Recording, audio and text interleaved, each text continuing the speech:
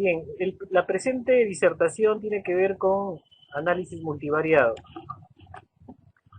Los objetivos que perseguimos en esta presentación son los siguientes. Vamos a describir los diferentes, o vamos a recordar los diferentes tipos de análisis utilizados en estudios observacionales, fundamentalmente analíticos y también algunos que se pueden utilizar en estudios experimentales.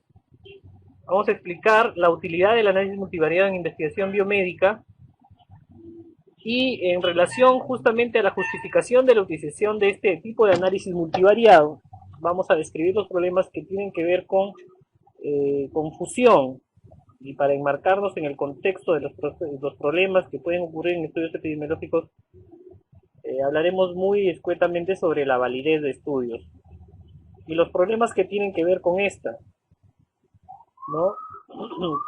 Fundamentalmente vamos a dar una definición general sobre lo que se denominan sesgos.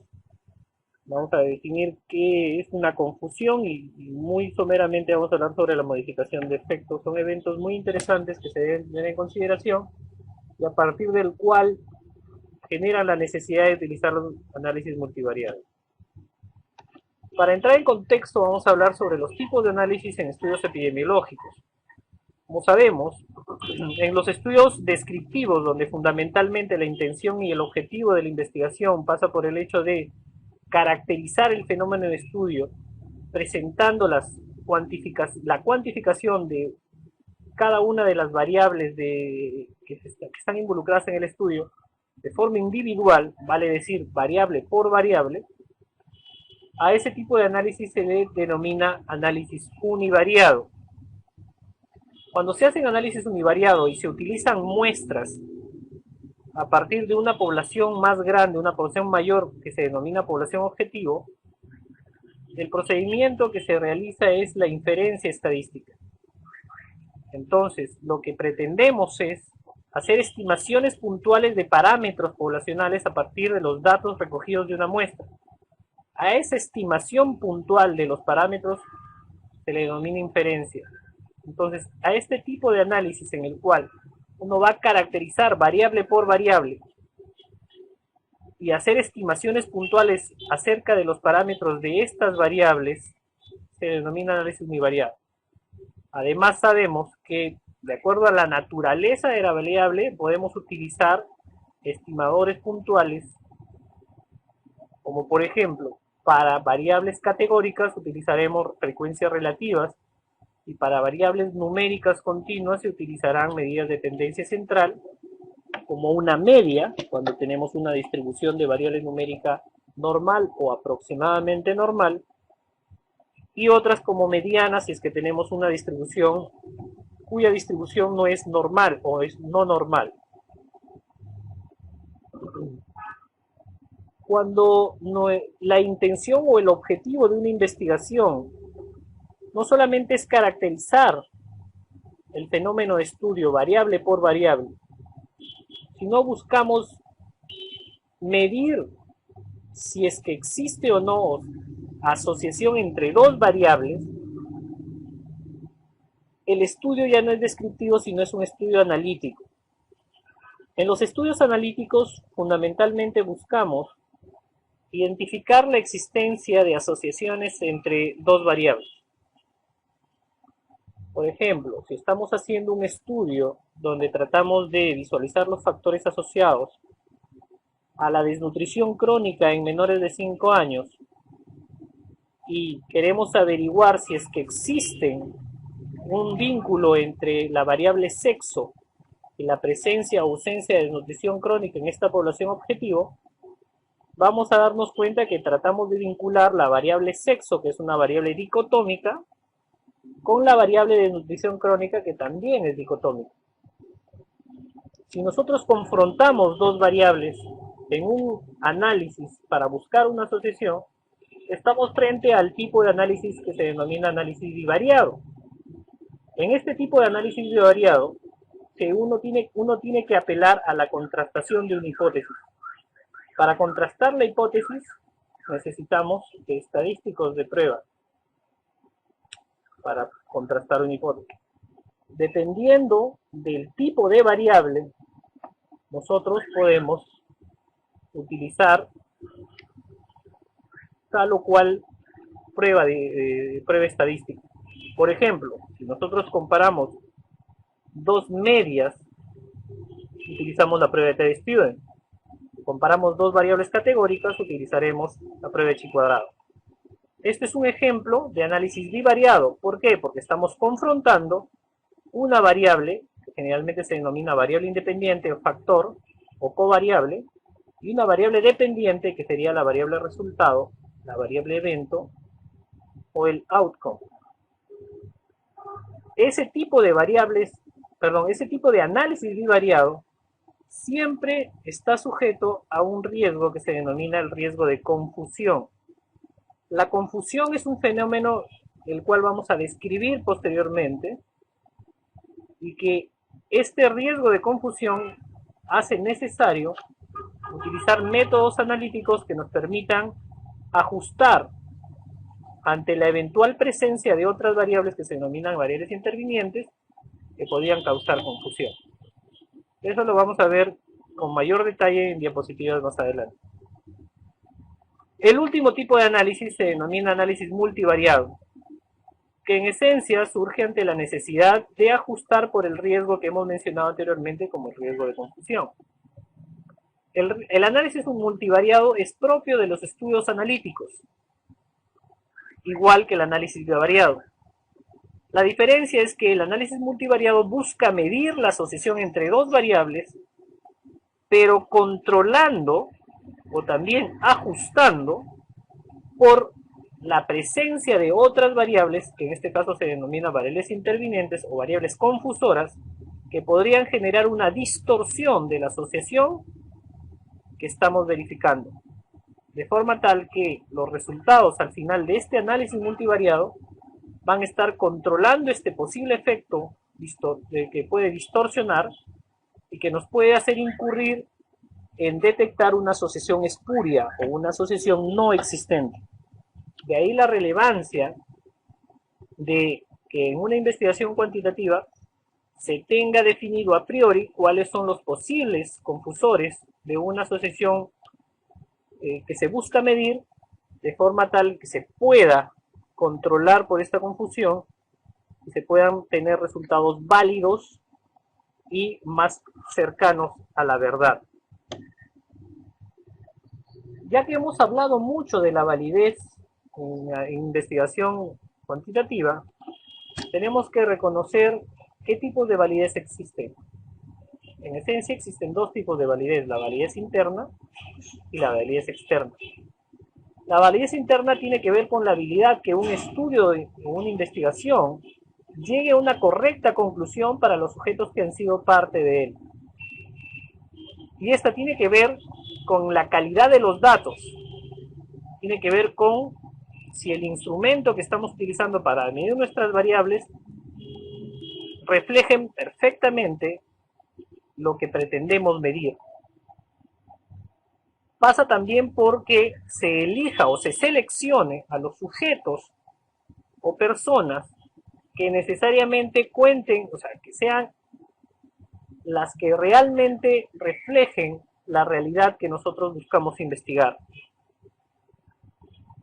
Y de hecho que cuando tenemos estudios cuyo fundamento se basa en un análisis longitudinal y en el cual el seguimiento de los sujetos de investigación constituye un aspecto fundamental del estudio, es el caso de los estudios de cohortes, la retención de participantes constituye una cuestión fundamental.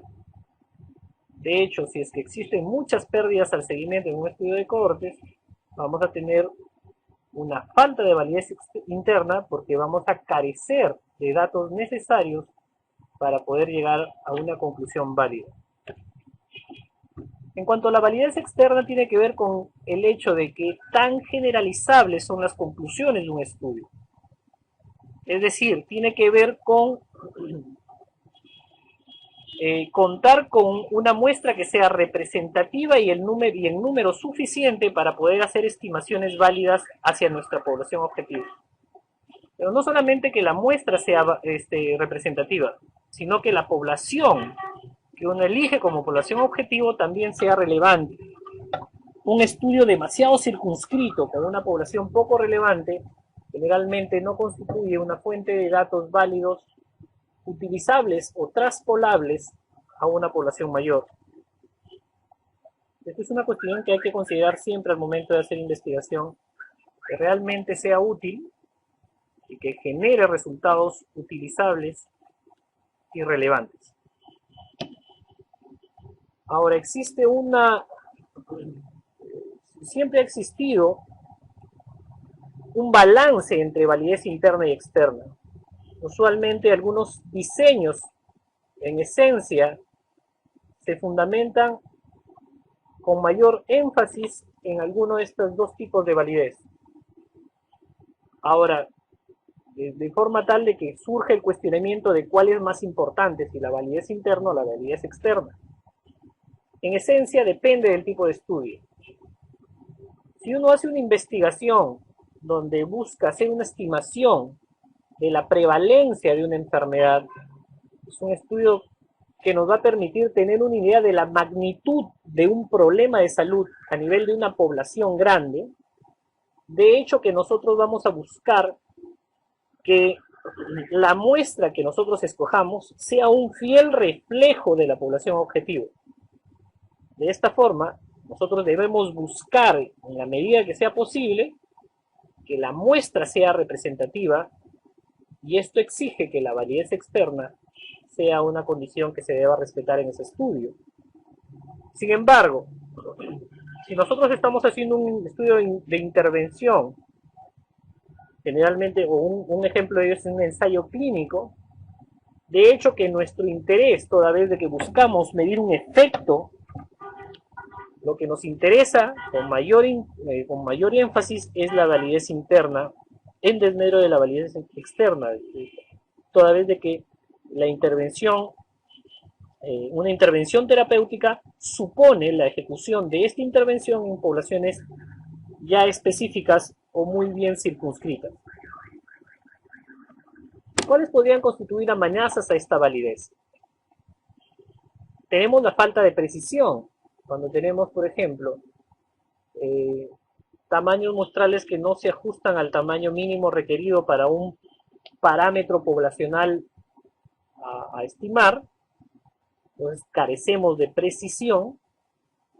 Puede existir falta de validez interna cuando tenemos un instrumento que no es un buen instrumento que mida realmente lo que nosotros pretendemos medir.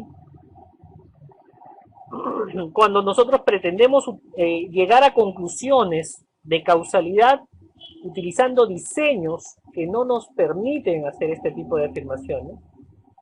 Por ejemplo, cuando hacemos un estudio transversal analítico y pretendemos buscar relaciones causales, ese es un gravísimo error, toda vez de que para identificar una relación causal entre dos variables supone que tengamos una serie de requisitos que se deben cumplir, uno de los cuales constituye la temporalidad, que se fundamenta en el hecho de que la causa antecede al efecto, y como el diseño por sí mismo transversal mide ambas variables al mismo tiempo, no tenemos certidumbre alguna de cuál fue primero y cuál fue después.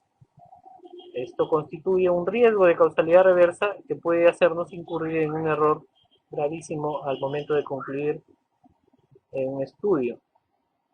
El único diseño analítico que nos permite tener temporalidad es el diseño de cohortes, porque partimos del inicio del estudio con expuestos y no expuestos y verificamos la incidencia o la ocurrencia de la variable dependiente o el evento principal o resultado. El otro es la falta de validez externa, que tiene que ver con aspectos que ya hemos discutido, que es la capacidad de generalizar los resultados.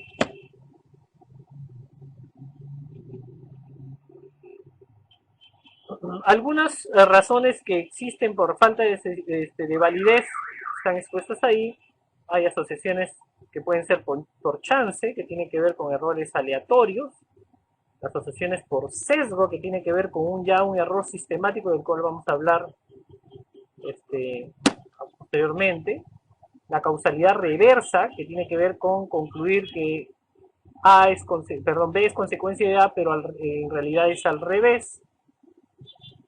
O que existan asociaciones verdaderas, pero que lamentablemente estas asociaciones sean para poblaciones demasiado circunscritas, por cuanto no son extrapolables a una población general que sea de mayor interés. Ahora sí vamos a definir qué es sesgo. El sesgo es una desviación de los resultados o inferencias de la verdad.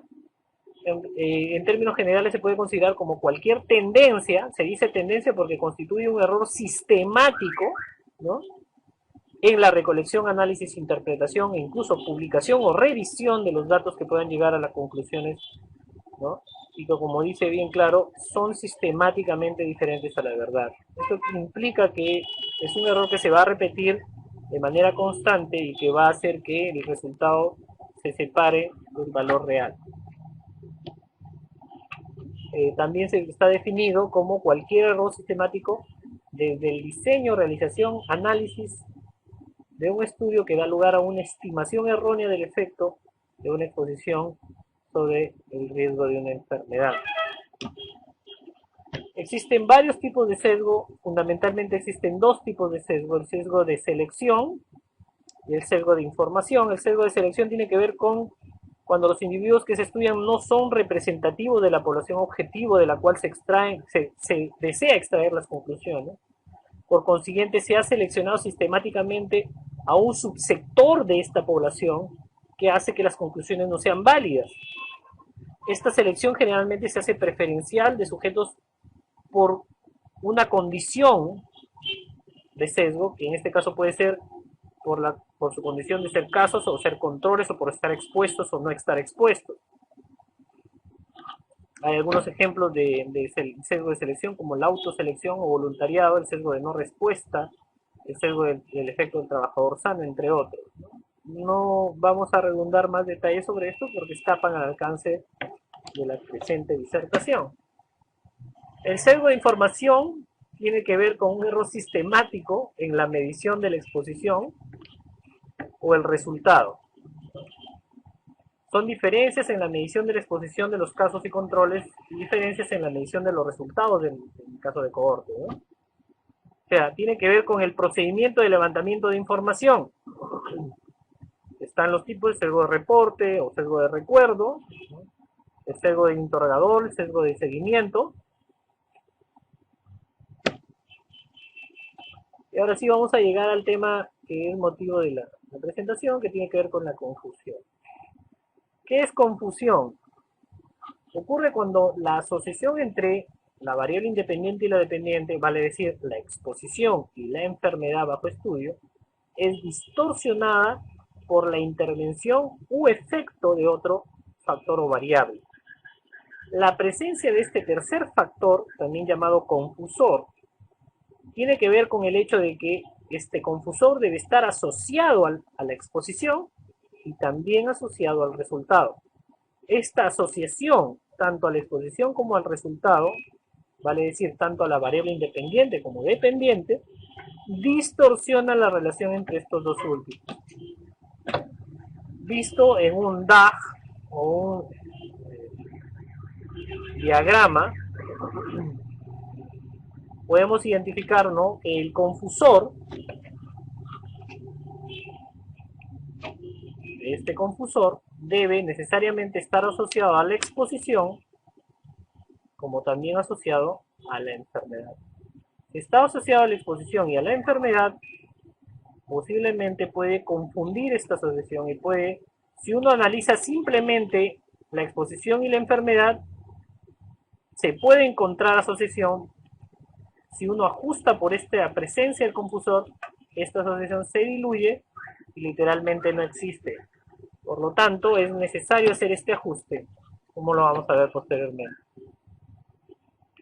Por lo tanto, según Rothman, el confusor debe ser un factor de riesgo para la enfermedad, o sea, debe estar asociado a la enfermedad, ser un factor de riesgo de esta.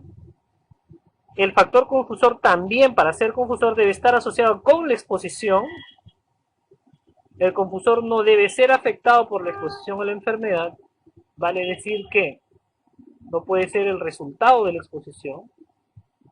y tampoco debe ser un paso intermedio en el camino causal de la exposición a la enfermedad. Acá hay un ejemplo muy interesante, tomado de una diapositiva del doctor Kanchi Guamán,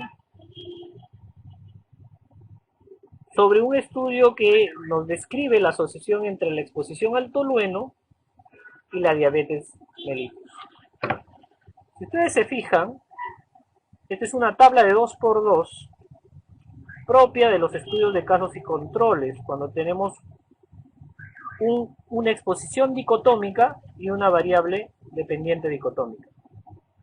Si nuestro diseño es un estudio de casos y controles, tenemos los casos que son los diabéticos y los controles no diabéticos. Tenemos los expuestos al tolueno y los no expuestos al tolueno. Para calcularlo el OR, debemos calcular el odds de exposición en los diabéticos sobre el odds de exposición en los no diabéticos. Esa es la definición del odds ratio, ¿cierto? Al calcular el OR en este estudio, concluimos con un OR de 1.95, cuya interpretación podríamos asumir como que los pacientes diabéticos en el presente estudio presentaron 95% más chance de haber estado expuestos al tolueno con respecto a los no diabéticos. Eso quiere decir que la exposición al tolueno puede estar en relación a un 95% más de posibilidad o chance de desarrollar diabetes. Si nosotros hacemos una revisión de qué factores o qué otras variables podrían estar asociadas a la enfermedad y a la exposición, supongamos que la edad, pensamos que la edad podría confundir la asociación entre diabetes y tolueno.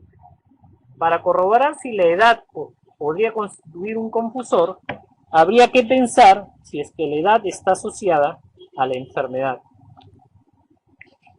Entonces, si pensamos que la diabetes mellitus se puede manifestar con mayor frecuencia a mayor edad, podríamos estar pensando que la edad puede constituir un factor de riesgo para diabetes.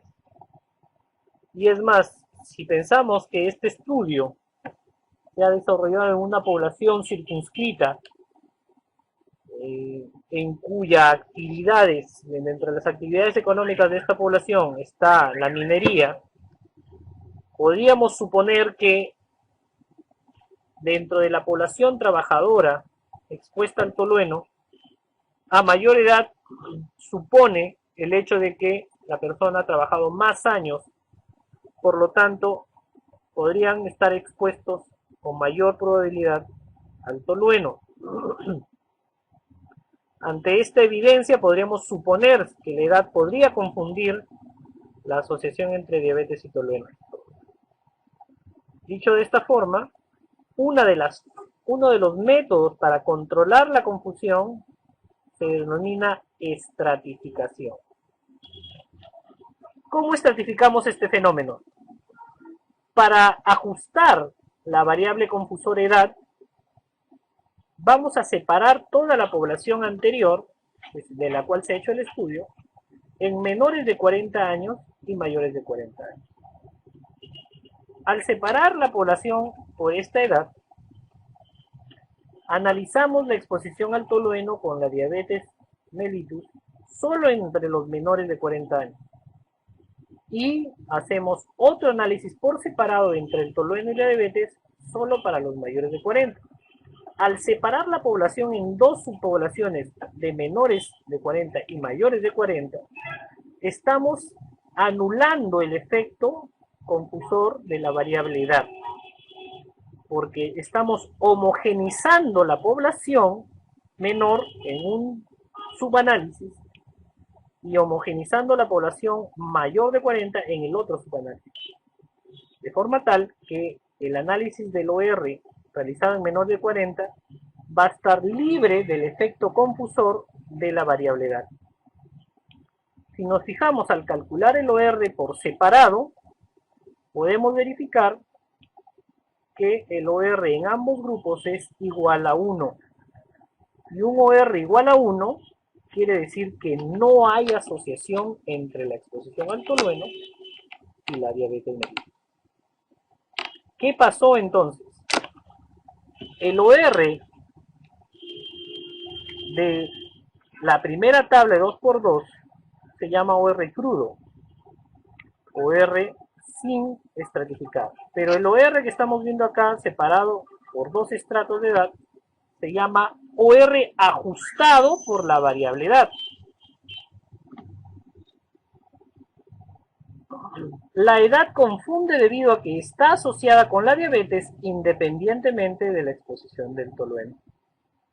Y si uno quiere identificar si es que la variable edad está asociada a la diabetes, podemos separar la población entre expuestos al tolueno y no expuestos al tolueno. Y veremos que perfectamente se ve que los mayores de 40, el OR es 4 en los expuestos, y en los no expuestos el OR es igual, 4. Esto quiere decir que la edad está asociada independientemente de la exposición al tolueno a la variable resultado, que en este caso es la diabetes. Entonces, ¿a qué conclusiones llegamos? El OR crudo es 1.95. Es un OR que nos indica asociación entre tolueno y diabetes. Pero al hacer el ajuste por edad, el OR se hace 1. Quiere decir que cuando el OR es estratificado, y vemos que en ambos estratos, tanto en los menores de 40 como en los mayores de 40, es bastante similar, pero es totalmente diferente al OR crudo, es una clara indicación de un efecto confusor de la variable edad. Por lo tanto, concluimos que la edad es un confusor y deberíamos ajustar por edad en el análisis. El método estadístico utilizado en este cálculo del OR es el método de Mantel y Hansen, pero incluso podemos utilizar otros métodos estadísticos que nos van a permitir ajustar por más de una variable confusora, que lo vamos a ver después. Vamos a ver otro ejemplo muy interesante sobre la asociación entre hepatitis C y carcinoma hepatocelular. Como pueden ver ustedes, acá, si calculamos la asociación entre hepatitis C y carcinoma hepatocelular, encontramos un OR de 9.2. Este es un OR enorme que nos dice que los pacientes con carcinoma hepatocelular presentaron 9.2 veces la chance de haber tenido infección por hepatitis C comparado con los controles. Es un OR muy grande que implica que la hepatitis C tiene mucha relación con el carcinoma hepatocelular. Pero, ¿podríamos suponer que el virus de la hepatitis B podría actuar como confusor? Sí, porque el virus de la hepatitis B está asociado a la enfermedad de carcinoma hepatocelular, totalmente demostrado. Y está asociado a la hepatitis C también. Vamos a hacer una estratificación por la presencia de hepatitis B. Y vemos acá, separamos a la población entre infectados por hepatitis B y no infectados por hepatitis B, y vean ustedes, cuando está presente la hepatitis B, la asociación entre hepatitis C y cáncer llega a 25 el OR. Y si no hay hepatitis B, la asociación entre hepatitis C y cáncer, el OR llega a 6. A diferencia del anterior, el OR crudo, que es 9.2, y los OR estratificados o ajustados difieren. Pero los OR de los estratos también son diferentes. Cuando encontramos diferencia marcada entre los OR de los estratos, ya no es una confusión. A eso se le llama modificación de efecto. Y es un evento interesantísimo e importante porque se considera un hallazgo de una investigación. Entonces, comparando confusión y modificación de efecto, la confusión es un tipo de sesgo, la modificación no es un hallazgo. la confusión es un problema, mientras que la modificación de efecto es un fenómeno natural, uno necesita prevenirse, el otro necesita reportarse porque es un hallazgo de una investigación.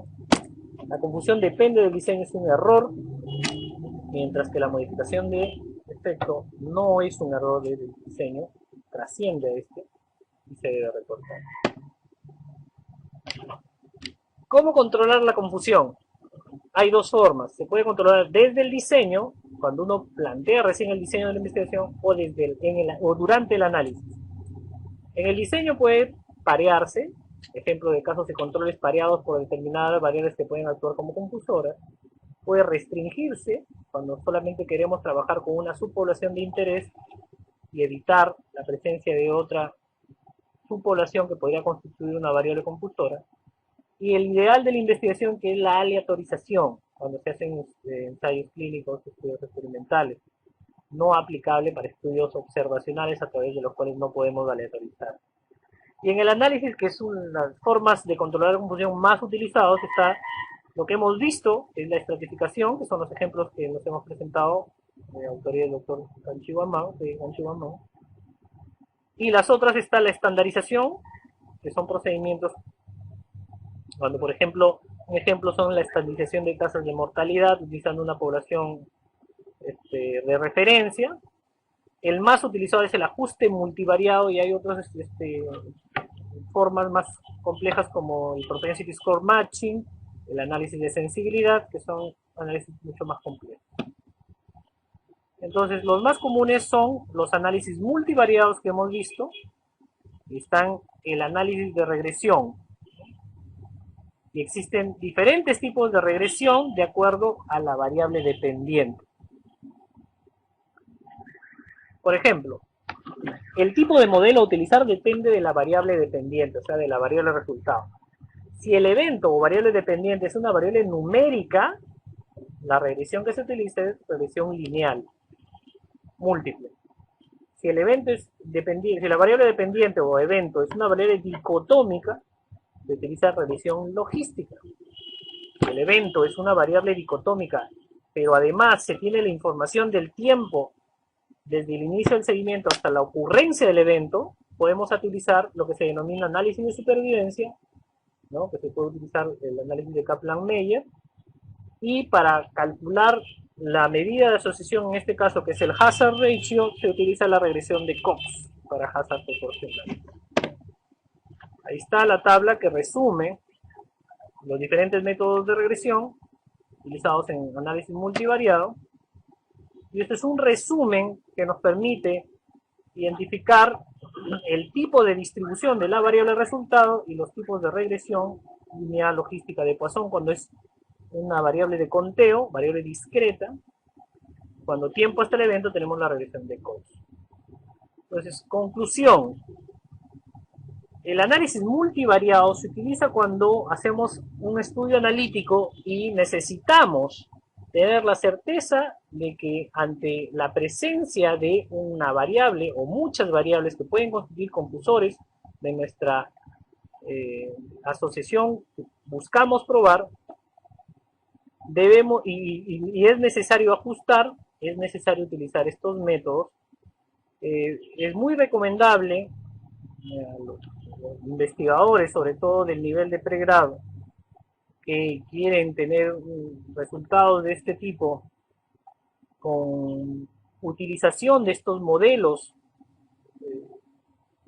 que requieren análisis complejos como el de regresión logística o el de regresión lineal y otro tipo de regresiones, que se asistan del apoyo de los asesores, quienes probablemente sean los que desarrollen el procedimiento del análisis, pero que necesariamente tienen que explicarles a los participantes del equipo de investigación que tienen menor entrenamiento en este tipo de análisis, para que comprendan la forma de interpretar los resultados y llegar a conclusiones válidas. Se entiende que para llegar a dominar este tipo de procedimientos y análisis requiere un entrenamiento del nivel de posgrado, pero la idea y la intención de esta presentación es de que ustedes entiendan que existen estos modelos, para qué se utilizan y por qué es la razón de que se deben utilizar, para alcanzar resultados válidos. Espero que hayan disfrutado y que hayan obtenido buenos resultados de esta disertación, y cualquier duda o cualquier consulta, está el correo del autor de la presentación para consultas que ustedes deseen realizar en sus proyectos de investigación. Les agradezco por la atención brindada.